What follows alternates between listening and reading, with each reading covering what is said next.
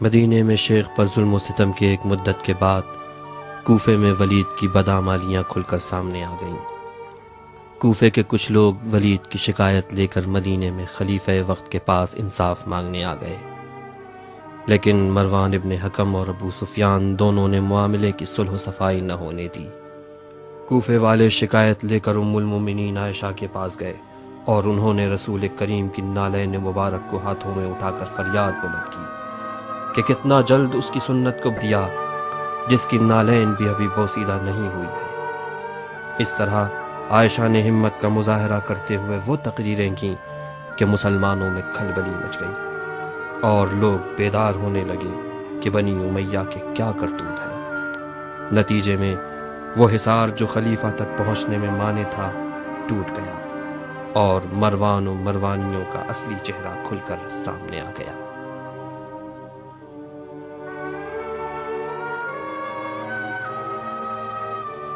ولید کو کوفے کی عمارت سے معزول کر دیا گیا اور 80 کوڑے لگانے کی سزا سنائی گئی۔ چونکہ ولید خلیفہ کا دودھ شریک بھائی تھا، اس لیے کسی میں حد جاری کرنے کی ہمت نہ ہوئی۔ لوگ سوچ رہے تھے کہ اس دربار میں کون حد خدا کو جاری کرے۔ یہاں تک کہ حضرت علی علیہ السلام نے بذات خود اقدام کیا اور فرمایا، میں حد خدا کو جاری کروں گا، چاہے قریش مجھے جلاد ہی کیوں نہ کہے۔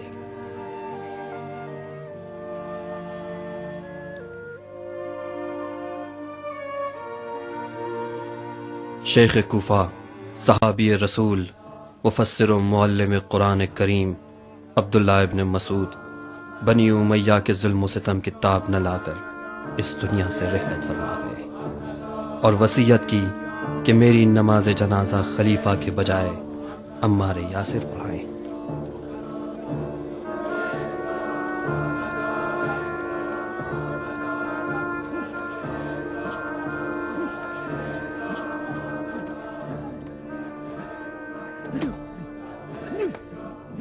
پلیز اٹھو اٹھو حمزہ، خاک اڑاؤ اپنے سر پر، اصحاب بدر کی غربت پر گریا کرو۔ یہ جو لبیک یا محمد سن رہے ہو، جو چند تاریخ دنیا کی زبانوں پر ہے، قدرت محمد بنی امیہ کے ہاتھوں میں آ گئی۔ سلطان شام میرا بیٹا معاویہ پسر ہند جگر خار، حمزہ تیرا جگر چبانے کے بعد بھی میری ہند کو ٹھنڈک نہ ملی۔ پتا ہے کہ تیرے بھتیجے کے گھر کی عزت اب کہاں رہ گئی؟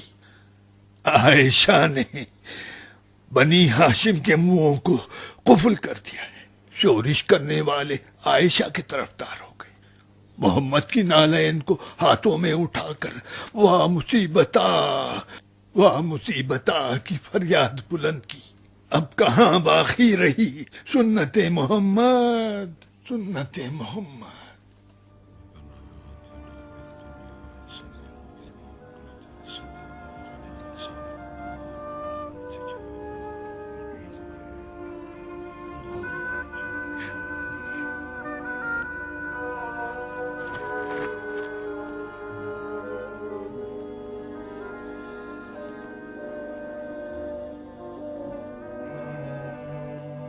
الوداع یا شیخ، میری طرف سے بھی نبی کی دستبوسی کرنا۔ بتا دینا کہ جب عمار کو آپ کی یاد آتی ہے تو علی کی زیارت کر لیتا ہے اور حسنین کی۔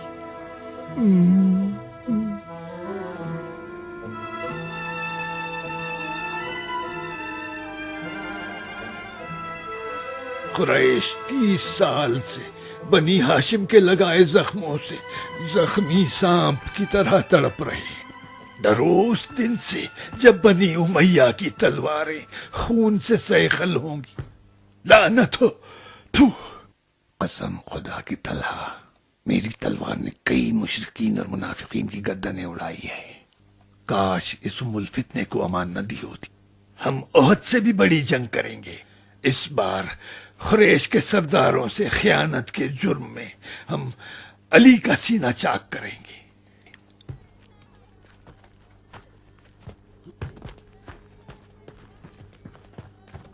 رک جا باب الکفر، تم بھی محمد کی طرح القاب خیرات کر رہے ہو زبیر۔ اگر ابو سفیان باب الکفر نہ ہوتا تو سیف الاسلام زبیر بھی نہ ہوتا۔ تم بھی تو کچھ بولو طلحت الخیر۔ محمد نے تم دونوں ایمانی جوڑے کو القاب دینے والا منبر دے دیا ہے، جس کے نتیجے میں تمہیں آقائی مل گئی ہے۔ یہ تم کیا کر رہے تھے؟ زمین پر مار رہا تھا۔ کس نیت سے؟ معلوم ہے وہ زمین جو مجھے نگل جائے گی میری دشمن ہے۔ لعنت ہو تجھ پہ، یہودیوں کے قبرستان میں حمزہ کی قبر کی نیت سے گستاخیاں کر رہا ہے مکار ابو الفتنہ۔ اے طلت الشر، اپنی زبان پر قابو رکھو۔ رہی قبر حمزہ کی بات تو وہ میرا ذاتی مسئلہ ہے۔ میں اور حمزہ عبد مناف کی اولاد سے ہیں۔ حمزہ زبیر کا ماموں ہے۔ زبیر غصے میں آئے، تم کون ہو؟ میں دین محمد کا پیروکار ہوں اور حمزہ کا برادر ایمانی اور وکیل بھی۔ طلحہ، فرض کرنا گو کے محال ہے، مرگ عثمان کے بعد اگر تم میں سے کسی ایک کو خلافت مل جائے تو آپس میں کس طرح تقسیم کرو گے؟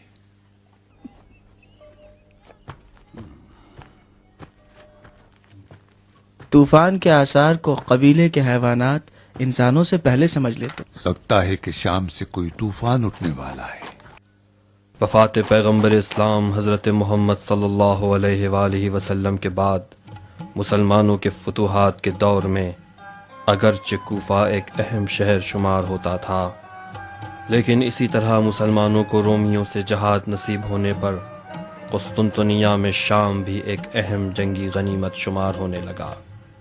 خلافت دوم ہی کے زمانے سے معاویہ ابن ابی سفیان کو شام کا حاکم اور لشکر شام کا سپہ سالار مقرر کر دیا گیا، اور خلافت سوم کے زمانے میں بھی معاویہ کو اسی مقام پر باقی رکھا گیا، اور اس طرح ایک قوی حکومت قسطنطنیہ میں بھی قائم ہو گئی۔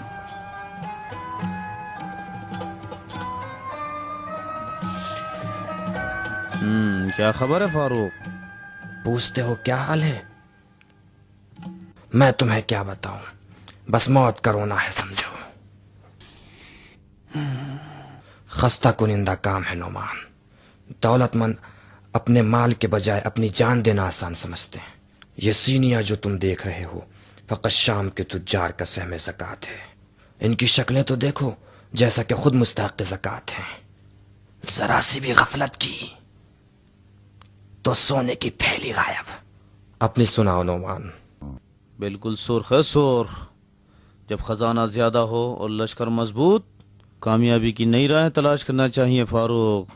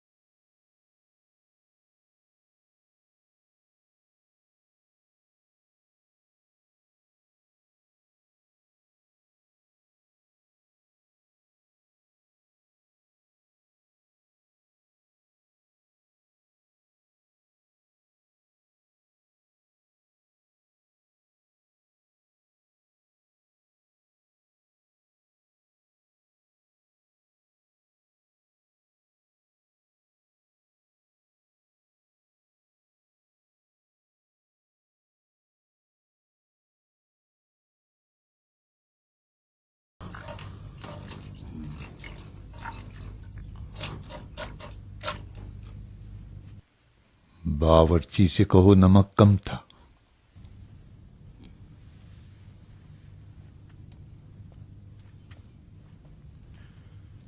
الہی بنعمت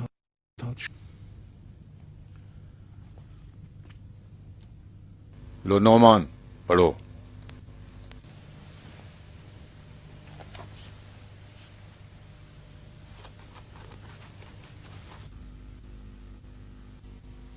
بسم اللہ الرحمن بلند آواز سے۔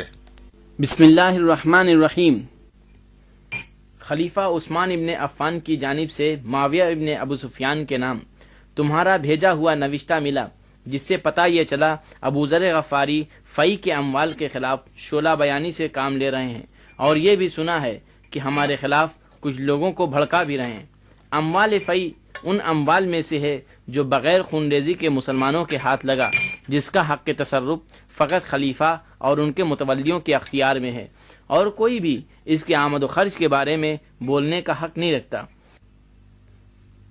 اگر ابو ذر بات نہ مانے اور اپنے دیے ہوئے فتوے پر عمل کریں اور امور خلافت میں مداخلت ایجاد کریں تو ان کو ایک سرکش اونٹ پر سوار کر کے مدینہ بھیج دو۔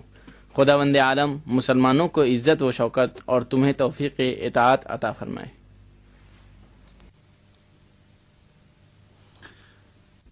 خدا کی قسم ابو ذر کے شر کو دبانا فتح قیصر سے مشکل تر ہے۔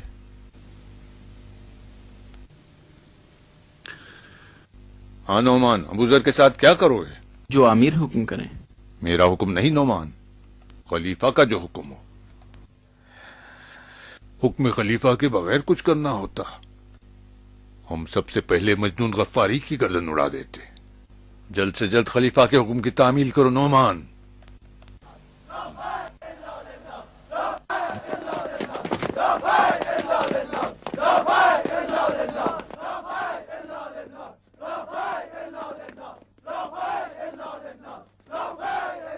خاموش، چپ ہو جاؤ، آنکھیں نیچے کر لو۔ تم لوگ اگر غربت کی وجہ سے پریشان ہو تو اس پتھر کو اپنے پیٹ پر باندھ لو۔ یہ سارا مال کسی بادشاہ کے تحفے نہیں بلکہ شام کے تجار کی زکوٰۃ ہے۔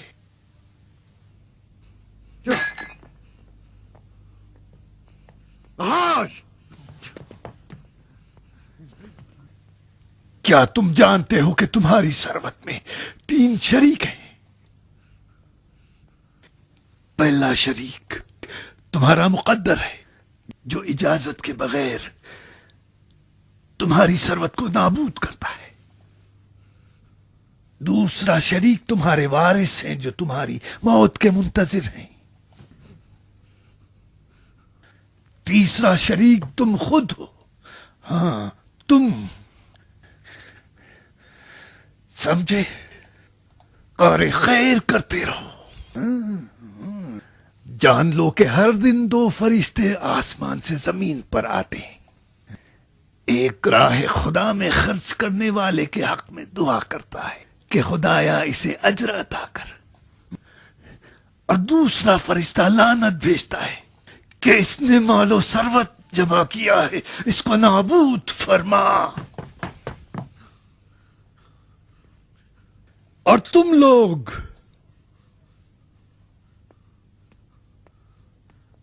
سنو اے فاقہ کش لوگو، حیرت کرو اس پر جو فقر و فاقے سے ڈر کر خانہ نشین ہو اور اپنا حق حاصل کرنے کے لیے تلوار پر مسلط نہ ہو۔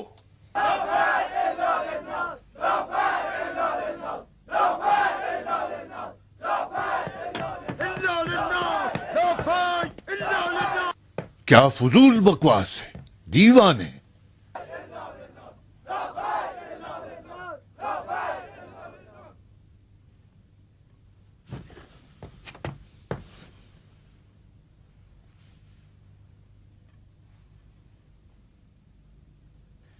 یا فی کیا بکواس ہے؟ کیا فی کی غنیمت مسلمانوں نے لڑ کر حاصل کی؟ نہیں، تو یہ مال بھی خدا کا مال ہے، مسلمانوں کا نہیں۔ خدا بے نیاز ہے، جو کچھ ہے ان بندگان خدا کا ہے۔ تو ہم خدا کے بندے نہیں؟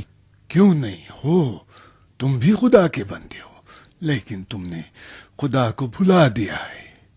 ضرورت سے زیادہ تمہارے لیے لباس کا انبار ہے، تمہارے لیے کتنے قسم کے لذیذ کھانے بنتے ہیں۔ معاویہ،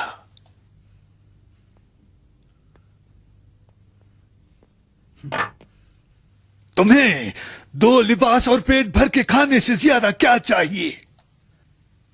اموال غنیمت خلیفہ اور ان کے متولیوں کے پاس کیا کر رہا ہے؟ اپنی ذاتی ثروت کی ترقی، اس بھوکی امت کی خوشحالی یا آبادی کے لیے خرچ ہو رہا ہے؟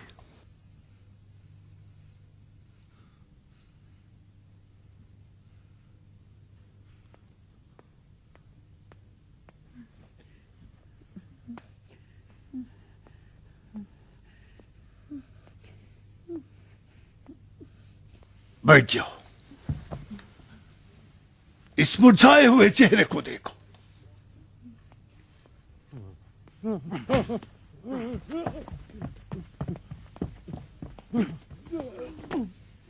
اور دیکھو اس چربدار کو۔ یہ فرق جو تم دیکھ رہے ہو کہاں ذکر ہوا ہے شریعت محمدی میں؟ ثابت کرو جس نے بھی حرام جمع کیا ہے اس کے حلق سے نکلواؤں گا۔ بات انصاف کی ہے، اسراف کی بات ہے۔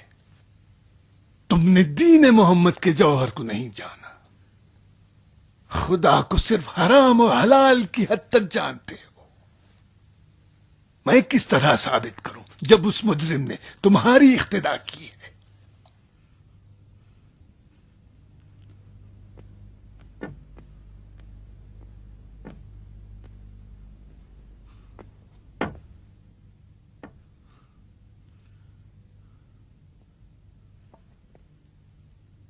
میں نے تمہارے اور تمہارے غاصبین کی نشاندہی کر دی ہے۔ تم لوگ ڈرنا نہیں، اور جان لو کہ مرد کی طاقت اس کے دل میں ہوتی ہے، نہ اس کے لباس میں، اور تلوار کی دھار تلوار میں ہوتی ہے، اس کے نیام میں نہیں۔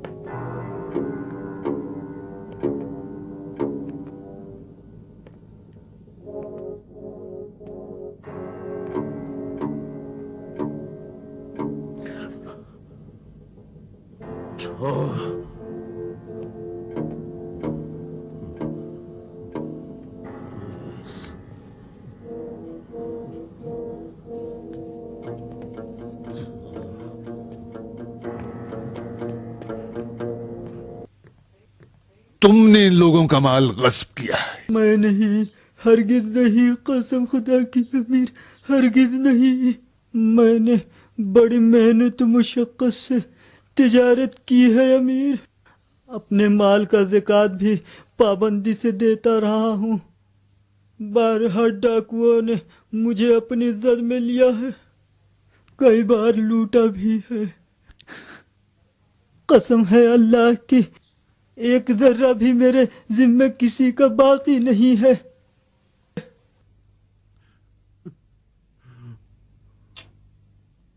لو اب یہ تلوار ہے اور تم ہو، خلیفہ پر تہمت لگانے کے جرم میں اس کی گردن اڑا دو۔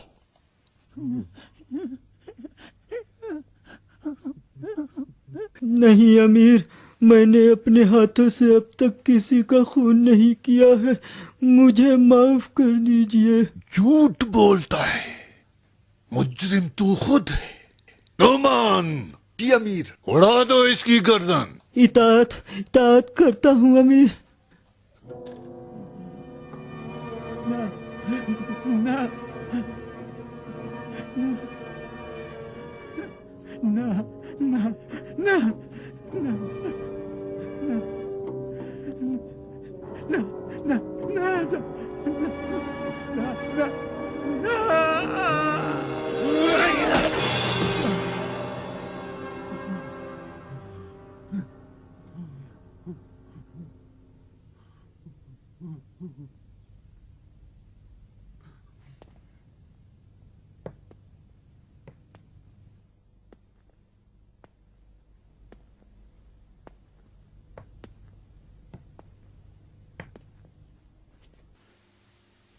तलवार का सहारा लोगे, जवाब यही मिलेगा।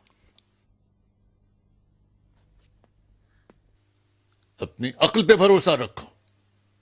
जाओ मस्जिद में जमे रहो ताकि मैं कुछ कर सकूं।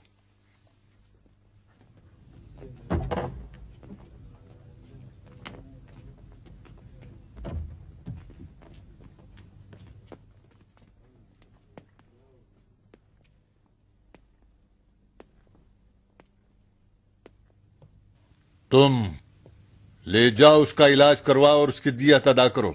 अगर वो मर गया तो तुमसे खिसास लूंगा। और तुम इताअत अमीर। इस सोने की थैली को फुकरा में तकसीम कर दो। अच्छी बात है।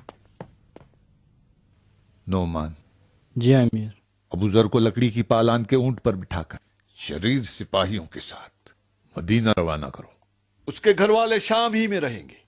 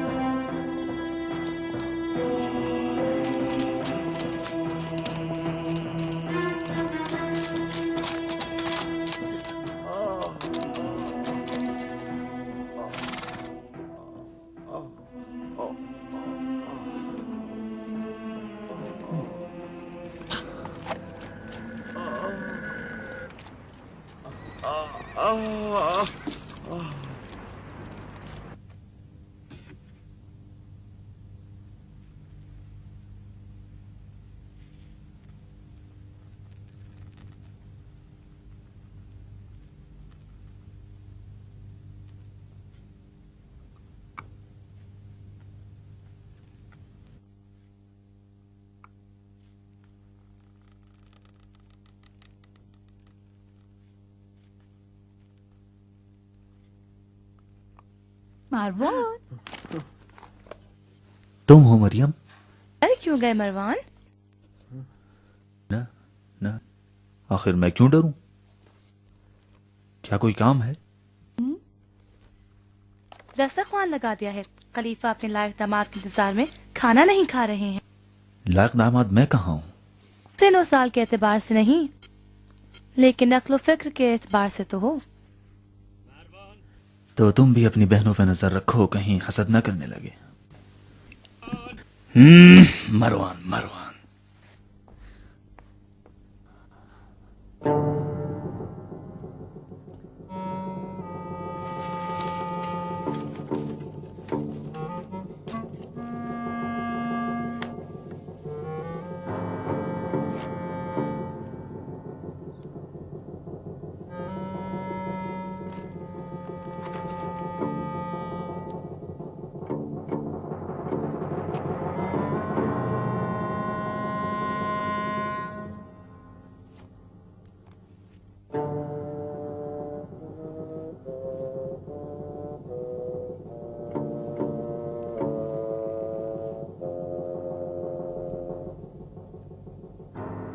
ये तो वही अंगूठी है जो मेरे बाबा खलीफा वक्त के हाथ में होती है।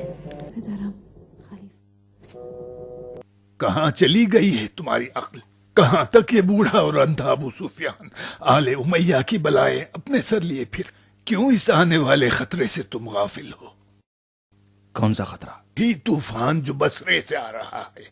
अबू जर, क्या किया तुमने उस पर काबू पाने के लिए? घबराए नहीं अम्मू जान, वो मर्द नातवान लकड़ी के कजावे पर सवार है। मदीना पहुंचने से पहले ही मर जाएगा। लकड़ी के कजावे पर जो सवार है वो एक सहरा नशीन मर्द है। रंजे सफर उसके लिए कुछ नहीं। तो मैं क्या करूं? माविया को उसके शर से बचा लिया तो क्या ये कम नहीं?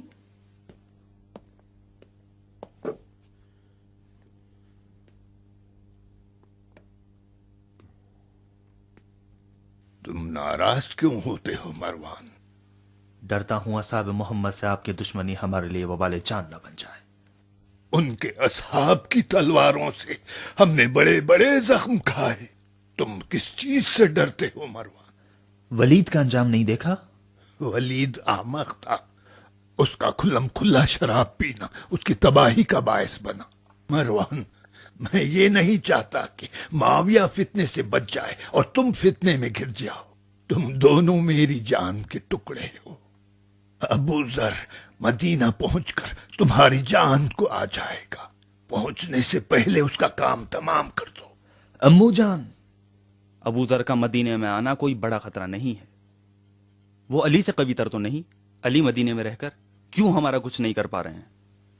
ابو ذر نہ تو نبی کا بھائی ہے، نہ خاندان نبوت سے ہے، اور نہ ہی ان کا داماد۔ ایک صحرا نشین صحابی ہے جسے نہ تو احد و خندق و حنین میں شرکت کی سعادت ملی ہے، نہ کوئی دوسری فضیلت۔ نہیں امو جان، نہیں، ابو ذر بقول آپ کے اگر طوفان بھی ہے تب بھی ہمارا وہ کچھ نہیں بگاڑ سکتا۔ آج تم میری بات نہیں مانو گے۔ جب ابو ذر تمہاری جان پر آ جائے گا تو تب مجھے یاد کرو گے۔ ابو ذر کا قیاس علی کے ساتھ کرنا یہ تمہاری غلطی ہے، اب تم جانو۔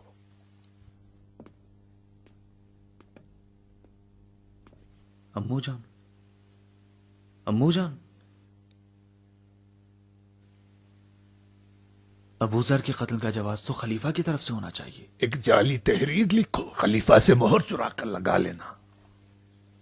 خلیفہ کی مہر تو ان کی انگلی میں رہتی ہے، مہر چرانے کے لیے تو ان کی انگلی کاٹنا پڑے گی۔ خلیفہ کی بیٹی تمہارے گھر میں ہے، مریم ان کی بیٹی کھیل کھیل میں اپنے باپ کی انگلی سے انگوٹھی نکال سکتی ہے۔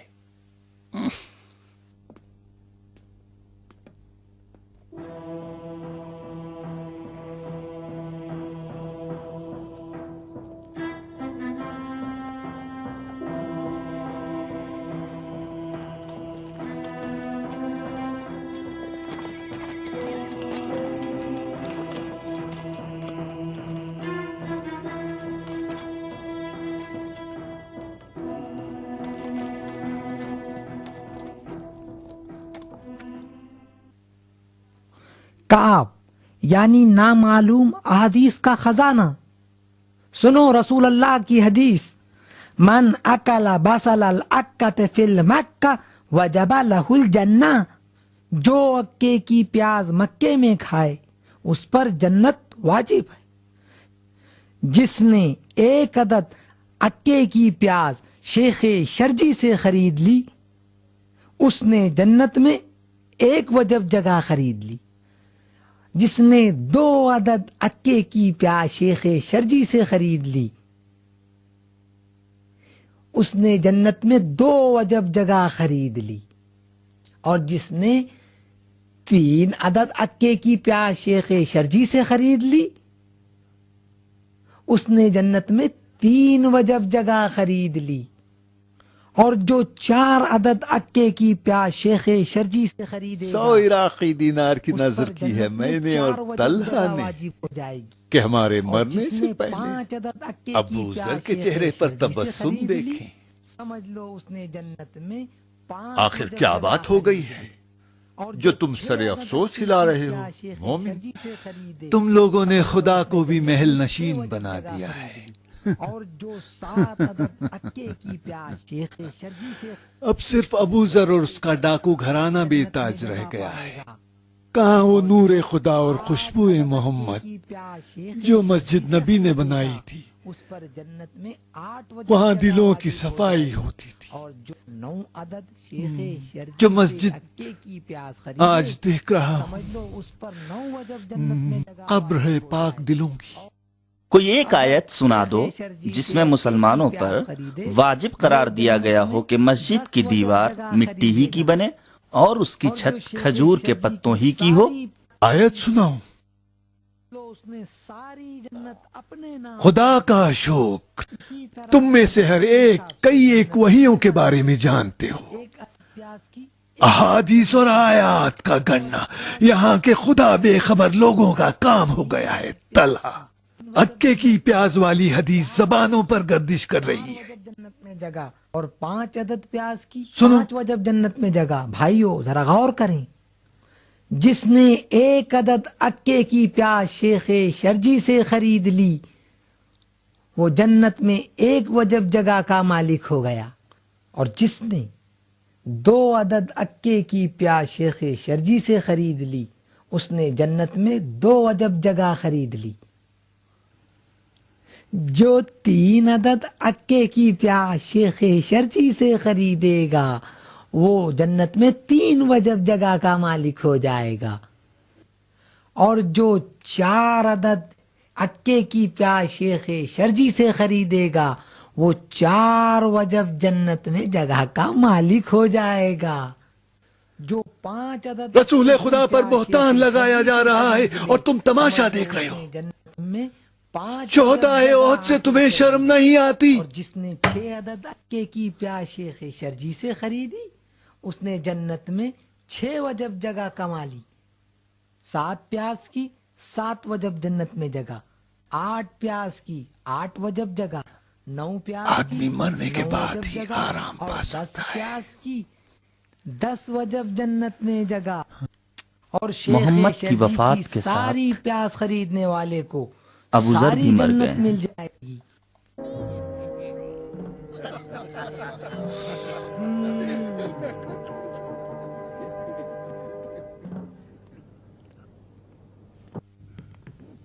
किस चीज की तलाश में आए हो यहूदा?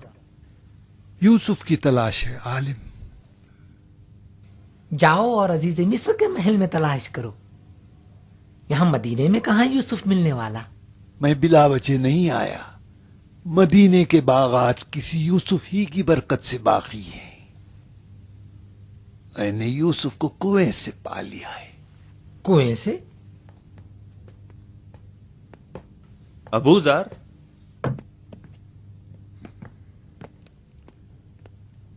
आखिर तुम कौन हो? कल मैं कौन होऊंगा मालूम नहीं, मगर आज मैं बुतकदे में इब्राहिम हूं।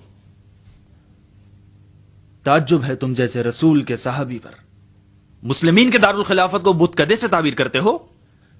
मुझे जरा बराबर भी शक नहीं है, जबकि मेरे सामने ही वो जाली हदीस बनाई जाती रही। अब कद्दू खरीदने पर किसको जन्नती बनाओगे?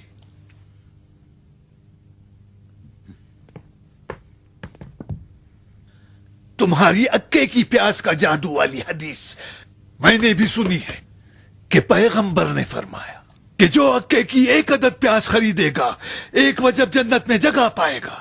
मैं तुमसे पूछता हूं मरवान, झूठी हदीस बनाने वाला, काब किस बुत की शबी है? इतना वक्त नहीं है जो तुम्हारी बकवास सुने। निकल जाओ यहां से, मुझे खलीफा से मिलना है। खलीफा मैं हूं।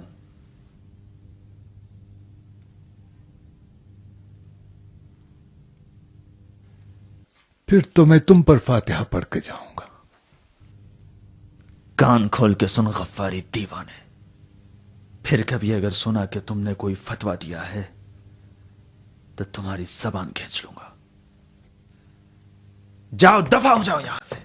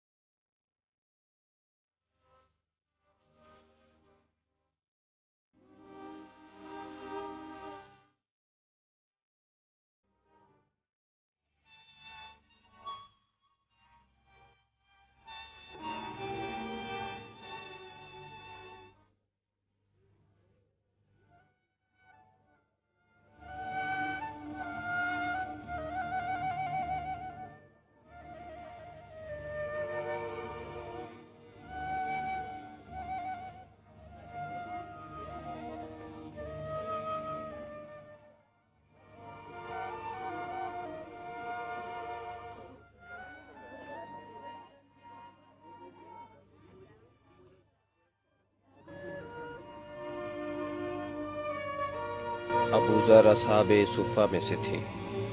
اصحاب صفہ وہ لوگ تھے جو جزیرۃ العرب کے مختلف علاقوں سے آ کر نبی کریم صلی اللہ علیہ وآلہ وسلم کے پاس زندگی گزارنا چاہتے تھے۔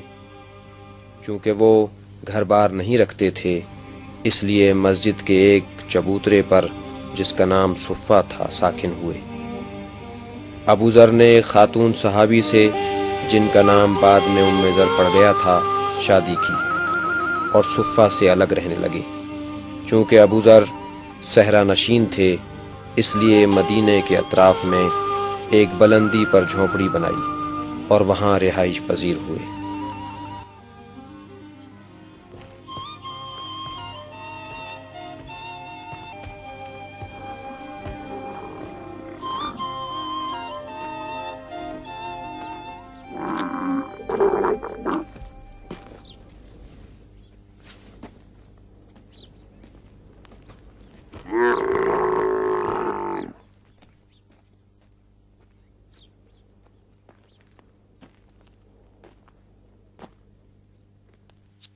ذرا ٹھہریے۔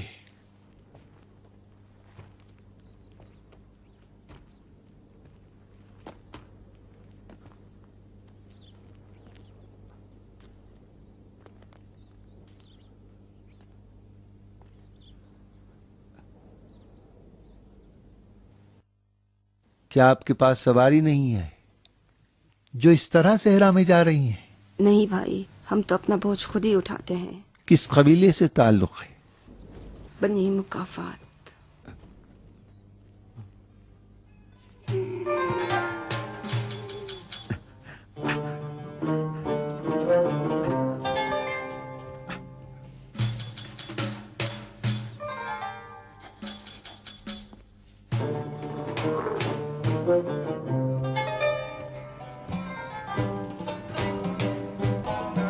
بھائی ہم سے کیا چاہتے ہو تم؟ کچھ نہیں۔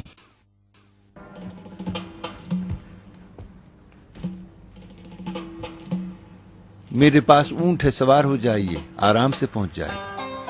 میں بھی قبیلہ بنی مصیبت سے۔ اس کا کہنا مان لو۔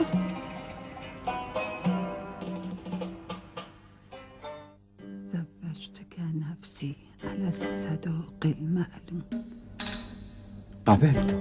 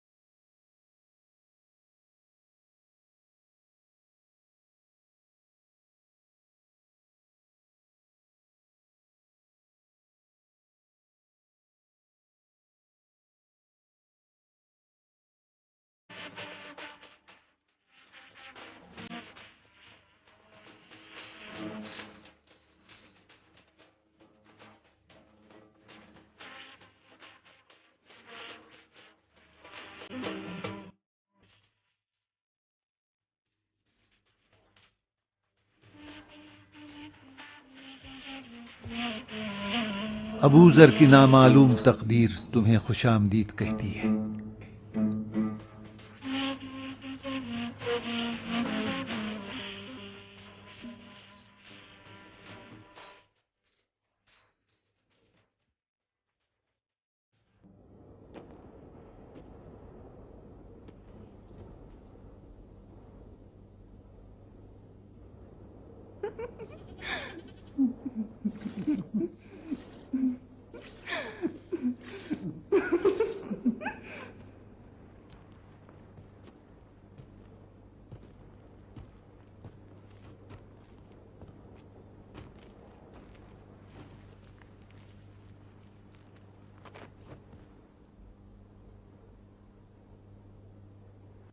تم تنہائی سے تنگ نہیں آئے؟ تنہائی میں خدا کو پا لیا ہے. ہم بھی تو خدا کے بندے ہیں. جو بھی حسب نسب والا ثروت مند جس کے ہزاروں گھوڑے ہوں اور وہ پتھر کے مضبوط مکان میں رہتا ہو، لباس یمنی پہنے اور اقسام کے مرغن غذائیں کھائے، وہ ابو ذر کو اپنا دشمن سمجھ لے.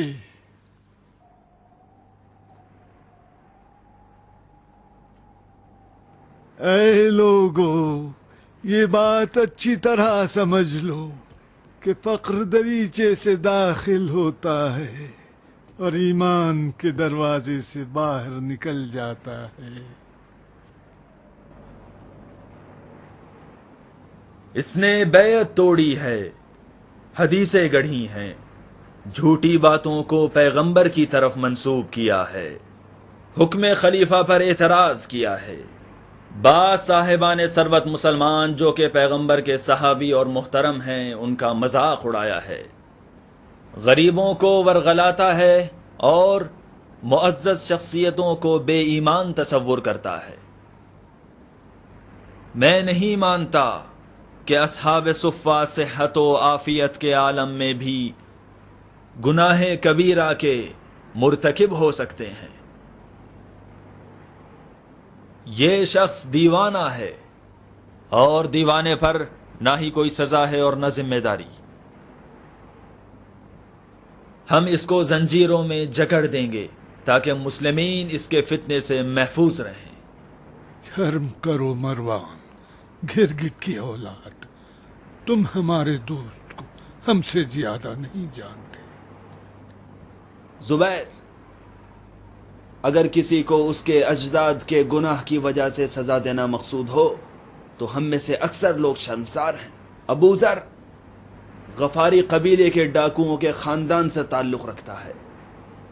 خود ڈاکو ہے یا نہیں کیا معلوم، لیکن انسان اپنی اصلیت کی طرف مائل ہوتا ہے.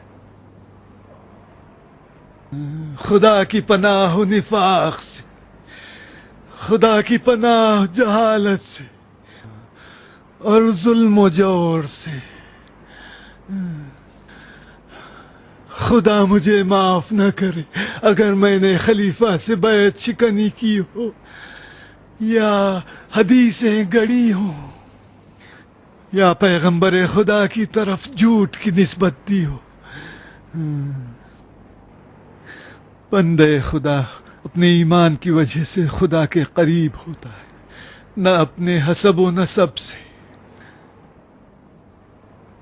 میں نہ طلحہ اور زبیر کی حمایت کا محتاج ہوں اور نہ ہی بنی امیہ کی دشمنی سے خوف زدہ. نہ میرے پاس کچھ ہے جس کے چھن جانے سے ڈرتا ہوں اور نہ تم سے کچھ حاصل کرنے کی طمع رکھتا ہوں. وہ مرنے والا جس نے خاک کو اپنا بستر قرار دیا اور ہمیشہ نبی اکرم کی رکاب میں رہا اور دین کے دشمنوں پر حملہ آور ہوا، بار الہ صراط مستقیم پر اس کے قدموں کو ثبات عطا کر. آمین یا رب العالمین. وہ جو کفن پوش ہوا اور جس کی زینت اس کے بدن کے زخم تھے، جسے دشمنوں نے بارہا زخمی کیا، خدایا تو اسے اپنی جنت کے حلل و پوشاک پہنا. آمین یا رب العالمین. جس کی قبر اس کا مسکن ہوا، کیڑے مکوڑے اس کے ہمسائے، جو دشمنوں سے بے ربط اور مساکینوں سے محبت کرنے والا تھا، بار الہ اسے اپنی ملکوت میں جگہ عنایت کر. آمین یا رب العالمین. کعب الاحبار، خدا کی قسم یہ مردہ قیامت میں تمنا کرے گا کہ کاش یہ اموال دنیا ہی میں بچھو بن کر مجھے ڈستے رہتے. ابو ذر، مرنے والا بیچارہ مجبور ہے، اس کا تکیہ مٹی کا ڈھیلا اور اس کی قبر زندان ہے. اب اس سے دشمنی نہ کرنا.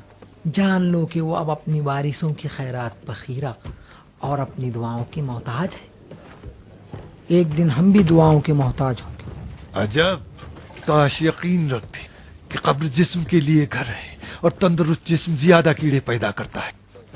کعب، سزا اور جزا اپنے کردار سے ہے، نہ کہ وارث کی خیرات یا دوست کی دعا سے. بس تم اپنے کردار کا خیال رکھو، اس مردے کے وارث کو اس کے لیے خیرات کرنے دو. کعب، بتاؤ مجھے، کیا کردار میں واجبات نہیں ہیں؟ حق چونکہ تلخ ہے ہم اس کو چھپائیں. خلیفہ تمہیں احکام دین سے آشنا مانتے ہیں، تم مشہور عالم ہو اور قضاوت میں اہل نظر بھی. جس نے ذخیرہ اندوزی کی ہے اور انفاق بھی نہیں کیا، کیا وہ معاف کر دیا جائے گا؟ جس نے اپنے مال کی زکوٰۃ ادا کر دی، اب وہ اپنا مکان چاندی کی اینٹوں سے بنا یا سونے کی اینٹوں سے، اس کے ذمے تو کچھ بھی نہیں رہتا. لیکن وہ لوگ جو حلال جمع کریں، حلال خرچ کریں، حلال باقی چھوڑیں، ان کے لیے دنیا و آخرت دونوں ہیں. کعب، تم دین محمد کی تبلیغ کرتے ہو یا اپنے گمراہ کن افکار کی؟ محمد کا حکم بتاؤ کہ بخیل کا مال جب تک راہ خدا میں خرچ نہ ہو وہ صاحب مال کے لیے آگ ہے. تم بخیل ہو تو صاحب مال کیا کرے؟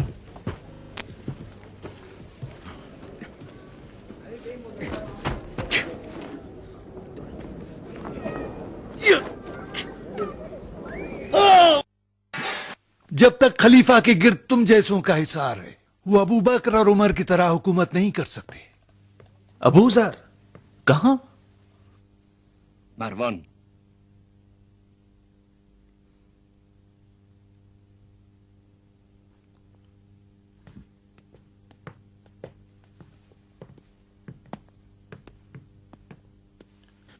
شہر بدر کرنے کی سزا سے کم پر راضی نہ ہونا ربضا کے لیے.